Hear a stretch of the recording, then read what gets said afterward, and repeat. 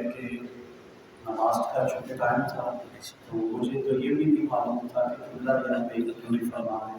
ہم تو ایک محلے کے مسجد میں نماز پڑھنے کے لیے رکی تو دوران نماز ہی قبلہ نے اعلان بھی فرما دیا. تو حالانکہ کوئی تقریر کرنا نہ ٹائم ہے اور نہ ہی اس کا بھی تھا.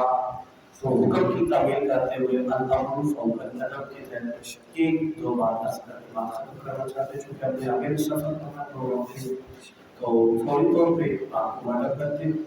عزیزہ گرامی، چونکہ یہ ماہ ذو الحج شریف کا آغاز ہو چکا ہے تو یقیناً قبلہ نے ان سے بہت اچھے طریقے کے ساتھ آسان طریقے کے ساتھ آپ لوگوں کی جماعتوں کی نظر یہ موضوع جو ہے اس کو دیا ہوگا. تو ابھی چونکہ یہ ایام ذو الحج شریف چل رہے ہیں تو قرآن پاک کا اگر مطالعہ کیا جائے تو خالق کائنات نے ارشاد فرمایا، اللہ تبارک و تعالیٰ نے سورۃ بقرہ میں خالق کائنات نے فرمایا کہ یہ جو صفا اور مروہ، ان الصفا والمروہ من شعائر اللہ، کہ بے شک صفا اور مروہ میری نشانیاں. اب سوال یہ پیدا ہوتا ہے کہ یہ صفا اور مروہ اگر اللہ نے نشانی نہیں بنانا تھا ان پہاڑیوں کو تو وہ بڑے بڑے پہاڑ اللہ اپنی نشانی بنا دیتا. یہ چھوٹی چھوٹی پہاڑیاں اس کو اپنی نشانی بنانے کی وجہ کیا ہے؟ اب قبلہ تشریف فرما ہے یہ صفا اور مروہ، یہ جو دونوں پہاڑیاں ہیں ادھر نہ تو کسی کا گھر ہے، نہ کسی کا مزار ہے، نہ کسی کی قبر ہے، کچھ بھی نہیں ہے. صرف کیا ہے کہ حضرت ابراہیم اور نبی کریم صلی اللہ علیہ وسلم آپ کا دور مقدس ہزاروں سال، پھر اس سے پہلے حضرت اسماعیل، حضرت اپنی والدہ محترمہ حضرت حاجرہ اپنے بیٹے کی پانی کی شدت کو ختم کرنے کے لیے، پیاس کو ختم کرنے کے لیے کبھی وہ دوڑی. تو قرآن پاک کے اندر تفاسیر کا مطالعہ کیا جائے تو قرآن یہ کہتا ہے کہ حضرت حاجرہ اپنے بیٹے کی پیاس کو بجھانے کے لیے ہزاروں سال پہلے نہ ادھر ان کی قبر ہے، نہ ادھر ان کا مقام ہے، نہ ان کا مزار ہے، بس یہ ہے کہ کبھی وہ دوڑی تھی، کبھی کسی وقت وہ اپنے بیٹے کو پانی کی دستیابی کے لیے ادھر دوڑی تھی. اللہ تبارک و تعالیٰ کو یہ ادا اتنی پسند آئی کہ خالق کائنات نے فرمایا ان الصفا والمروہ من شعائر اللہ، کہ صفا اور مروہ میری نشانیاں ہیں. یا اللہ یہ نشانیاں کس وجہ سے ہے؟ فرمایا ادھر میری ایک نیک بندی کے قدم لگے ہیں. اب بتانا یہ مقصود ہے کہ حضرت حاجرہ نبی نہیں ہے، حضرت حاجرہ رسول نہیں ہے، حضرت حاجرہ پیغمبر نہیں ہے، اللہ کی ایک نیک اور مقبول بندی ہے. تو جہاں پہ اللہ کی نیک بندی کے قدم لگے اس کو قرآن کہے یہ میری نشانیاں ہیں. اور وہ گنبد خضرا جس کے اندر کائنات کے والی میرے اور آپ کے آقا کریم علیہ الصلوۃ والسلام بنفس نفیس اس جسم پاک کے ساتھ جس گنبد خضرا کے اندر حضور آرام کر رہے ہیں وہ اللہ کی نشانی میں کیوں نہیں ہو سکتی؟ جدھر حاجرہ کے قدم لگے وہ تو اللہ کی نشانی ہے. اور قیامت تک کے لیے حاجیوں کے لیے کوئی پیر ہے، کوئی شیخ القرآن، کوئی شیخ الحدیث، کوئی مناظر اسلام، کوئی دین کا بڑا اسکالر، کوئی چیما چٹھا اجرا ورق تارل بکر، کوئی ملالر، کوئی جناب میری بڑی کشری والا، جو بھی آپ دیکھیں ادھر دوڑ رہا ہے. آج بھی دوڑ رہا ہے، آج ادھر قربانی کی فرمانی، آج وہ جگہ جگہ زمزم شریف جو ہے ادھر دستیاب ہے. لیکن قیامت تک کے لیے اللہ کو وہ عطا اتنی پسند آئی کہ فرمایا حج و عمرہ کرنے والوں جب تک تم یہاں دوڑو گے نہ تمہارا حج قبول نہ تمہارا عمرہ قبول. تو جہاں پہ حاجرہ کے قدم لگے، جسٹ قدم لگے، خود حاجرہ نہیں ہے، ان کا مزار نہیں ہے، ان کا گھر نہیں ہے، کبھی کسی وقت ہزاروں سال پہلے جہاں پہ اللہ کی نیک بندی کے قدم لگے قرآن کے لفظ بیان کرے کہ یہ میری نشانیاں ہیں. تو جہاں پر مصطفیٰ جان رحمت اللہ کا محبوب کائنات کا والی آرام کر رہا ہو اس وہ گنبد خضرا پھر اللہ کی نشانی کیوں نہیں؟ اور اسی لیے علماء اکرام فرماتے ہیں کہ جب کسی بندے کی روح اس کے جسم سے نکلتی ہے، نیک بندہ ہو تو اس کی روح مقام علیین میں چلی جاتی ہے، اگر گناہگار ہو اس کی روح مقام سجین میں چلی جاتی ہے. سجین اور علیین، اب یہ نیکوں اور جو گناہگاروں کی روح کو رکھنے کا ایک مقام ہے. اب یہ ہے کہ جب روح نبیوں کی، صدیقوں کی، شہیدوں کی، ولیوں کی، اللہ کے نیک بندوں کی روح نکلی، اس کو مقام علیین میں پہنچا دیا گیا۔ علماء کرام فرماتے ہیں جب نبی کریم صلی اللہ علیہ وسلم آپ کے اور میرے نبی کریم آقا کی روح مبارکہ جسم مصطفیٰ سے اللہ کی قدرت کے اس رسول کو پورا کرنے کے لیے جب روح مصطفیٰ نکلی، اب فرشتے اس حضور کی روح کو لے کر مقام علیین کی طرف جا رہے ہیں۔ خالق کائنات کی بارگاہ میں عرض کی جا رہی ہے یا رب العالمین اس مصطفیٰ جل رحمت آپ کے محبوب کی روح کو کس جگہ پہ رکھا جائے؟ اصول یہ ہے کہ اچھی جگہ سے نکل کر مزید اچھی جگہ پر اس کو پہنچایا جاتا ہے۔ میرا یہ باڈی سٹرکچر ہے، آپ ہے، ہمارا جسم، چلو آپ کو نیک لوگوں میں اپنی بات کرتا ہوں، گناہگار سیاکار بدعمل، اب اس گناہگار جسم سے روح نکلے گی، اگر کوئی اللہ کے محبوب کی امتی ہونے کی نسبت سے اللہ جنت عطا فرمائے تو اس جگہ سے نکل کے اس اچھی جگہ میں جائے گی۔ اب نبی کریم صلی اللہ علیہ وسلم کے جسم مبارکہ سے روح نکلی اور اس کو لے کے حضور کی روح مبارکہ کو فرشتے پھر رہے، یا اللہ اس کو کہاں رکھے؟ جنت مصطفیٰ کے جسم جنت سے آنا، مقام علیین مصطفیٰ کا جسم، حضور کا جسم ان علیین کے مقام سے بھی اعلیٰ۔ اب علماء کرام فرماتے ہیں کہ لکھا یہ ہے کہ جب حضور کی روح مبارکہ کو پھرایا گیا، کوئی جگہ حضور کے جسم سے بہتر نظر ہی نہیں، سرکار کے جسم سے بڑھ کر کوئی اعلیٰ جگہ نظر ہی نہیں آئی۔ پھر خالق کائنات نے فرمایا فرشتوں میں تمہیں حکم دیتا ہوں چونکہ نبی کے جسم سے بہتر کوئی جگہ ہے ہی نہیں، سو میرے مصطفیٰ کی روح کو دوبارہ مصطفیٰ کے جسم میں دوبارہ میرے مصطفیٰ کے، پھر میرے اعلیٰ حضرت علی مجدد دینوں میں اشاہ امام احمد رضا خان صاحب بریلوی آپ فرماتے ہیں تو زندہ ہے بندہ، تو زندہ ہے بندہ، میری چشم عالم سے چھپ جا، چونکہ یہ درس ہے نا فی سبیل اللہ تو سنانا یہ چاہتا ہوں، چلے اوپر کی تعمیل کرتے ہیں۔ اس میں ایک بات ہے کہ حضور کے جسم سے بڑھ کر کائنات میں کوئی ایسی جگہ نہیں ہے، اور اس طرح اپنے علماء کرام کی موجودگی کا فائدہ اٹھاتے ہوئے ان باتوں میں کرنا چاہتا ہوں۔ یہ آپ نہ نبی کریم صلی اللہ علیہ وسلم، یہ بڑی توجہ طلب بات ہے، حضور علیہ السلام عقیدہ اہل سنت یہ ہے، عقیدہ اہل سنت یہ ہے، یہ بڑی میں آپ کو پتہ کی بات کوئی نکتہ نہیں کیونکہ میں کوئی اتنا نامہ فاہمہ نہیں ہے، لیکن جو بات اتھینٹک ہے وہ آپ کو بتانا چاہتا ہوں کہ علماء اہل سنت کا عقیدہ یہ ہے، صدیوں سے یہ چلا آ رہا ہے کہ صرف وہ جگہ،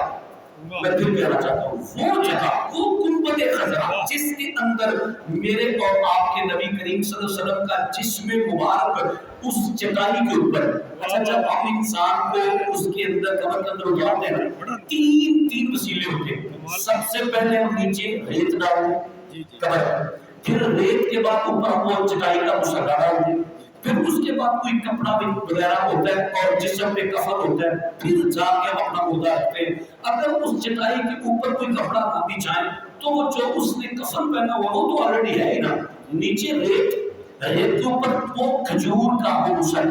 مسلح کے بعد اس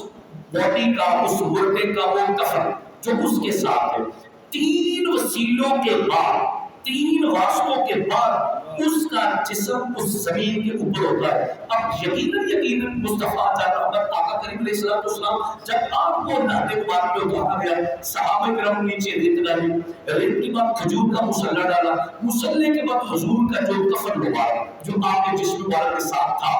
اب حضور کو اس نہر مبارک میں اتارا گیا۔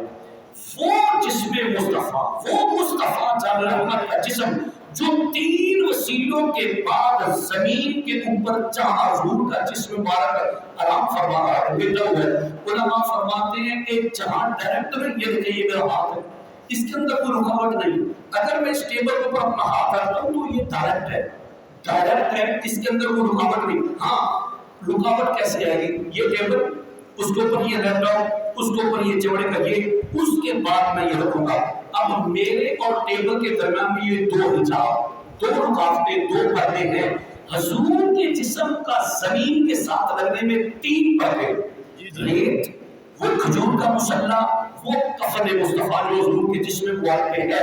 اب 3 رکاوٹوں کے بعد حضور کا جسم جس جگہ پہ ہے نا، علماء فرماتے ہیں وہ جگہ عرش اعظم سے بھی زیادہ افضل ہے، وہ جگہ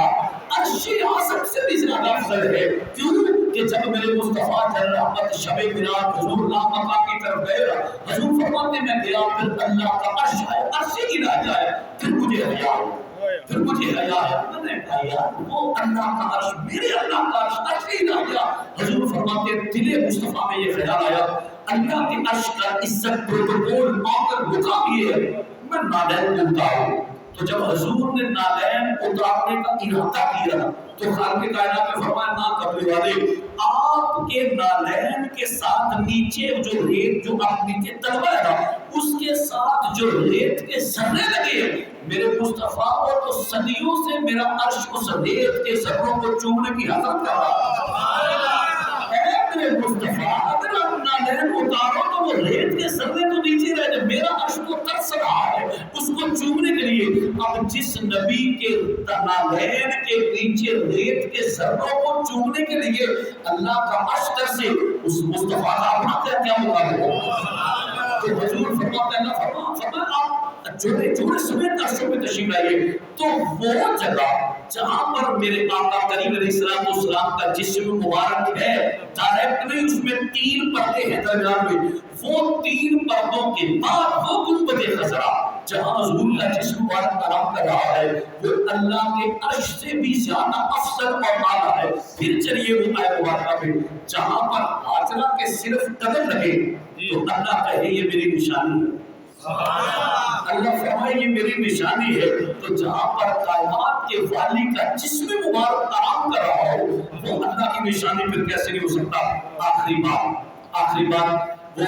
غالباً سورۃ آل عمران کے اندر 4واں پارہ اللہ تبارک و تعالیٰ نے ارشاد فرمایا ان اول بیت وضع للناس۔ آگے جا کے قرآن پاک کی آیت میں کیا فرماتا ہے؟ فی آیات بینات، یہ جو مکہ یہ جو کعبہ ہے نا، کعبہ، اب کعبے کی شان بیان کرتے ہوئے اللہ کا فرمان، اللہ فرماتا ہے فی آیات بینات، اس میں میری واضح نشانیاں ہیں۔ یا اللہ وہ نشانی کیا ہے؟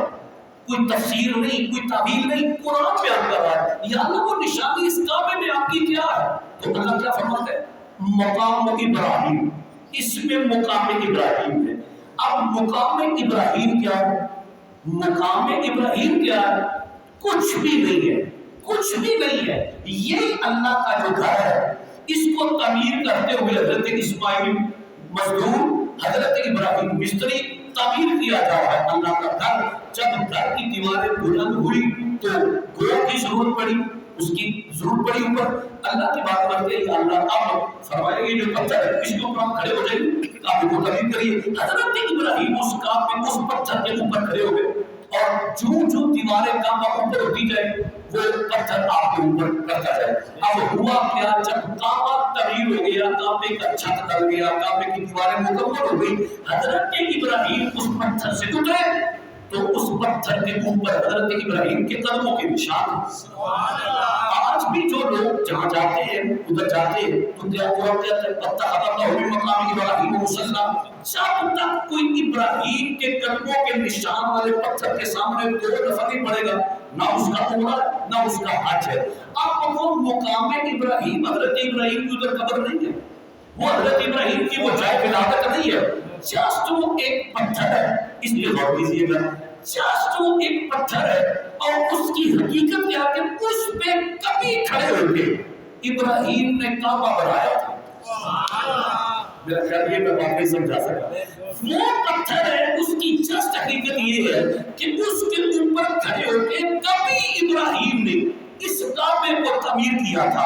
اب جس پتھر پہ ابراہیم کھڑے ہو کے کعبہ تعمیر کرے تو اللہ فرمائے فیہ آیات بینات، یہ میری واضح نشانی ہے، یہ میری روشن نشانی ہے، یہ بین نشانی ہے اللہ کی۔ جس پتھر پہ ابراہیم صرف کھڑے ہو کے کعبہ تعمیر کرے وہ پتھر اللہ کی نشانی ہے، وہ گنبد خضرا کی نشانی ہے،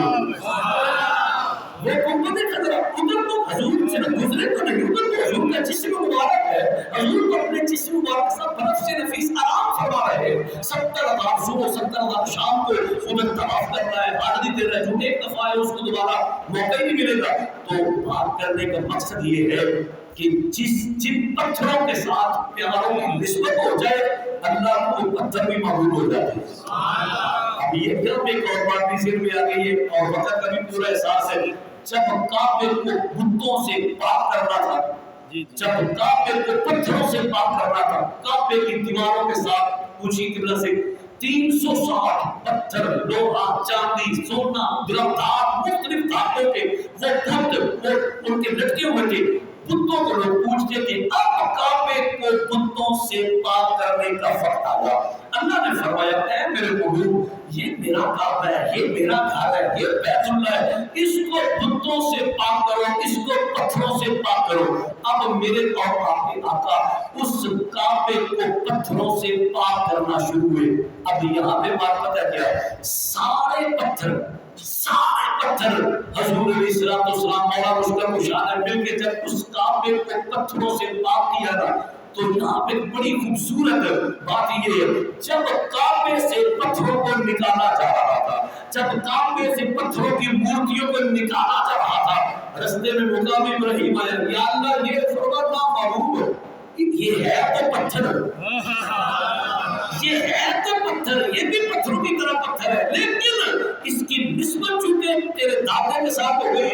تیرے جد امجد ابراہیم کے ساتھ ہو گئی ہے، میرے خلیل کے ساتھ ہو گئی ہے، تو اس پتھر کو جو ہے رہنے دو، یہ قیامت تک آنے والوں کے لیے نشانی ہو گئی، اور اس پتھر کو رہنے دو۔ سو پتہ چلا جو پتھر جس پیاروں سے منسوب ہو جائے اللہ کو وہ پتھر کعبے کے سین سے نکلوانا بھی گناہ ہے۔ اللہ نے باقی پتھروں کو نکلوایا، لیکن وہ پتھر جو میرے مصطفیٰ کے دادا جان حضور کے جد امجد ابراہیم کے قدموں کے ساتھ منسوب ہو گیا، کہ صبح قیامت تک وہ پتھر اس صحن کعبہ میں رہے گا، اور اس پتھر کی شان یہ ہے، اللہ فرماتا ہے وَاتَّخَذَ اللَّهُ مِن مَّقَامِ إِبْرَاهِيمَ مُصَلًّى، اس پتھر کو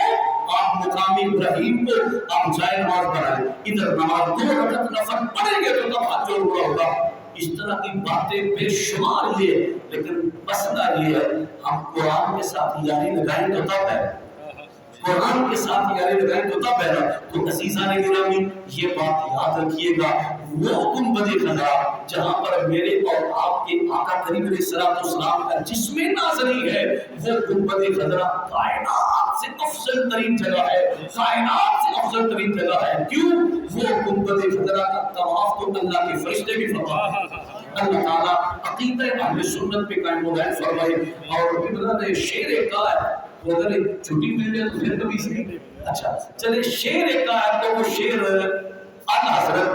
عظیم البرکت مجدد دین و ملت الشاہ امام احمد رضا خان فاضل بریلوی رحمۃ اللہ علیہ، آپ نے اس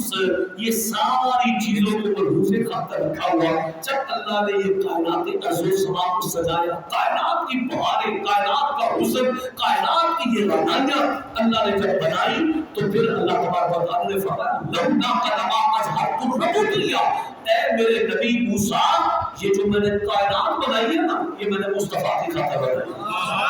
یہ میں نے مصطفیٰ کی خاطر بنائی ہے۔ لولا قدما اظہرت الربوبیہ، مجھے میری عزت و جلالت کی قسم، اگر میں اپنے محبوب کو پیدا نہ کرنا تو میں نے تو اپنا رب ہونا بھی ظاہر نہیں کرنا، ظاہر نہیں کرنا، میں نے تو رب ہونا بھی ظاہر اس لیے کی ہے کہ میں مصطفیٰ کا رب ہوں۔ تو پھر اعلیٰ حضرت عظیم البرکت اگر آپ کو شعر آ جائے تو پھر حضور کی مدح سرا یہ پڑھ لیجیے گا، ورنہ پھر میری ڈیوٹی تو آپ نے لگائی دی ہے۔ اعلیٰ حضرت عظیم البرکت آپ کا فرماتے ہیں زمین و زمان تمہارے لیے، مکین و مکان تمہارے لیے، زمین و زمان تمہارے لیے۔ باقی افراد تو پڑھے یا نہ پڑھے، جو میری کبینہ ساتھ آئی ہوئی ہے وہ تو پڑھے گی۔ ہاں جی کیوں یہ راما صاحب زمین و زمان تمہارے لیے، مکین و مکان تمہارے لیے، چنی لو چنا تمہارے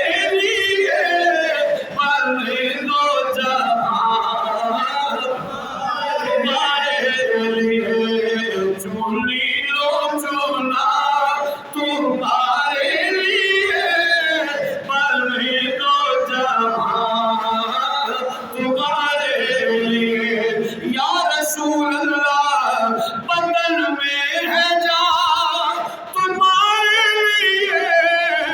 دہن میں زبان تمہارے لیے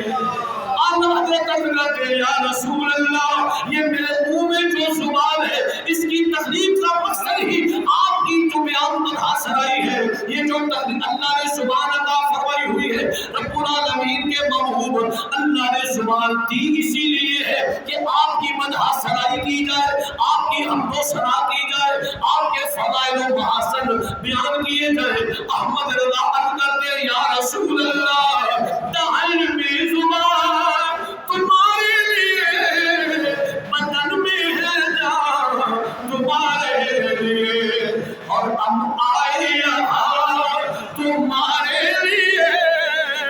ہم آئے یہاں تمہارے لیے اٹھیں گے وہاں تمہارے لیے ہم آئے یہاں تمہارے لیے اٹھیں گے وہاں کلام تو طویل ہے میرا محمد اس مقتے میں کرتے یا رسول اللہ اے میرے کملی والے محبوب سوال چلے کہ باغ کھلے وہ پھول کھلے کہ دن ہوئے آج میں رستے میں آ رہا تھا تو مجھے ایک دوست نے کال کی بھلوان سے تھے وہ قاضی احسان دادا شاہ مجھے کہتے ہیں شاہ جی 2-3 دفعہ میں نے آپ کو کال کی ہے لیکن آپ نے میری کال اٹینڈ نہیں کی آج ہمارے بھلوان میں موسم بڑا اچھا ہے تو میرا خیال ہے کہ اس اچھے موسم کی وجہ سے میری کال اٹینڈ ہوئی ہے تو میں اس وقت چونکہ جی ٹی روڈ میں تھا تو میں نے کہا جناب آپ کی طرف اچھا نہیں ہے ہماری طرف بھی اچھا ہے تو میرے اعلیٰ حضرت اس موسم کو کیسے بیان کر رہے ہیں حضور کی شان کے ساتھ احمد رضا کہتے ہیں یا رسول اللہ صبا وہ چلے سبحان اللہ فرمائے صبا وہ چلے کہ پھول کھلے وہ باغ پھلے کہ دن ہو بھلے وہ باغ پھلے کہ دن ہو بھلے لیما کے تلے یا رسول اللہ میدان محشر میں لیما کے تلے ثنا میں کھلے رضا کی زبان تمہارے لیے لیما کے تلے ثنا میں کھلے ہماری زبان تمہارے لیے آخری مرتبہ بولیے زمین و زمان تمہارے لیے مکین و مکان تمہارے لیے چونی لو چونا تمہارے لیے بنے دو جہاں اللہ شریف میری اور آپ کی یہ حاضری قبول فرمائے یا زندہ صحبت آپ کی وہاں دیکھنا اندر وہ بچہ چلنے دے چلے آج مجھے بڑی خوشی ہوئی ہے میں یہ سمجھتا تھا کہ شاہ صاحب پنجابی کے خطیب ہے اور جلسوں کے خطیب ہے مگر آج میری غلط فہمی حضرت نے دور کر دی ماشاءاللہ بہترین درس قرآن دے سکتے ہیں اور میں اپیل کروں گا کہ حافظ آباد میں الحم سے لے کر شروع کرتے اور برداس تک درس قرآن بھی آنا چاہیے کہہ دینا انشاءاللہ اچھا یہی واقعہ قبلہ خطیب الاسلام پیر سید شبیر حسین شاہ صاحب رحمۃ اللہ علیہ کا بھی میرے ساتھ پیش آیا میں نے ان کی رہائش گاہ میں ان سے عرض کیا میں نے کہا آپ صرف جلسوں کا خطاب کر سکتے ہیں اور میں بچوں تک پتہ ہی کوئی نہیں میں نے وہ حافظ آباد خطیب سی میں اشتہار چھپائے میں کہا جی پھر سورہ فاتحہ کا تعارف کراؤ شاہ صاحب نے اردو میں 2.5 گھنٹے سورہ فاتحہ کا تعارف کروایا اور ماشاءاللہ انہوں نے قرآن کی تفسیر بھی لکھی ہے اللہ قبول فرمائے تو آج قبلہ نے میرا ہوگا وہاں گمان دوسری بڑی توڑے ہے مگر میں خالص سے پنجابی دا اور جلسائی خطیب سمجھنا سی مگر انہوں نے کتابوں کو سلام ہے انہوں نے اردو میں جلسے قرآن بھی دیتا ہے تو انشاءاللہ میں امید ہے کہ سارے علامہ رضا صاحب مصطفی صاحب لوگ بڑھ کے جلسے قرآن دیں گے انشاءاللہ تو ہوگا انشاءاللہ ٹھیک تھوڑی دادیاں نے بہرحال بہت شکریہ شاہ صاحب کا یہ صدقہ کیتا ہے مگر نہ پہلے ٹائم لینا پڑتا ہے اشتہار چھپانے پڑتے ہیں بلانا پڑتا ہے سارے دن حضرت نے خیرات فرمائی ہے اور یہی تقریر انشاءاللہ میری اور میری تمہارے ساتھ بھی نجات کا ذریعہ بن جائے میں اپیل کروں گا کہ آپ دعا بھی فرما دیں سارے واسطے ادارے واسطے انتظامیہ واسطے بسم اللہ الرحمن الرحیم اللہم صلی علی سیدنا و مولانا محمد وبارک وسلم وصلی علیہ ربنا ظلمنا انفسنا وان لم تغفر لنا وترحمنا لنکونن من الخاسرین یا رب العالمین نماز مغرب ادا کی قبول فرما یا رب العالمین نماز مغرب کے بعد ابھی تک جو احباب تیرے اور تیرے محبوب کے ذکر پاک کی محفل میں شریک ہوئے یا رب العالمین ان کا شریک ہونا قبول فرما قدم قدم پہ اجر عظیم عطا فرما مولا کریم اس ذکر پاک کی برکات ہمارے گھروں میں جانے سے پہلے ہمارے گھروں میں داخل فرما یا رب العالمین حضور کی سچی اور سچی محبت اور غلامی نصیب فرما نبی کریم صلی اللہ علیہ وسلم کا عشق عطا فرما یا رب العالمین حضور کی زلف عنبری کا صدقہ اس ذکر پاک کا صدقہ تنگ دستوں کی تنگ دستیاں دور فرما پریشان حالوں کی پریشانیاں دور فرما مولا کریم بیماروں کو شفاء کلی عطا فرما جو اولادوں کو اولاد نرینہ عطا فرما جو صحیح العقیدہ حضور کے غلام استوریہ سے چلے گئے یا رب العالمین ان کی بخشش فرما ان کی قبروں پہ نزول رحمت فرما میرے مسلک علماء کی عمروں اور رشتوں میں برکت عطا فرما یا رب العالمین اس ادارے کو اس مسجد کو دن دگنی اور رات چگنی ترقی اور برکات سے مالا مال فرما اس مسجد کو صبح قیامت تک آباد و شاد فرما اس مسجد کے معاونین انتظامیہ تعاون کرنے والے خدمت کرنے والے سب کے رزق مال جان آل اولاد میں برکت عطا فرما قبلہ کے علم عمر عمل میں برکت عطا فرما میرے ملک پاکستان کی خیر فرما ربنا تقبل منا انك انت السميع العليم وتب علينا انك انت التواب الرحيم صلى الله تعالى على حبيب خير خلقه محمد وعلى اله وصحبه اجمعين.